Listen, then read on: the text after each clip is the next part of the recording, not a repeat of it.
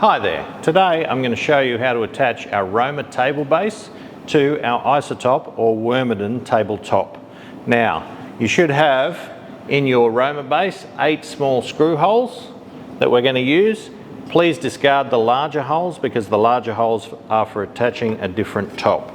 You would have been provided 8 small screws, and I find to start, if you draw a cross from corner to corner, it makes it much easier to find the center of the tabletop, and then you can easily position the base. Now, if you put that table base exactly on that cross, then you'll know you're in the middle, and just put in the 8 screws provided.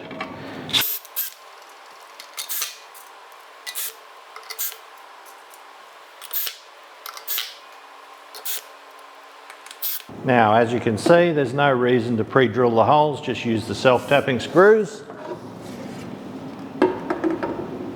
And that's how you attach our Roma table base to our Isotop or Wermondin tabletop.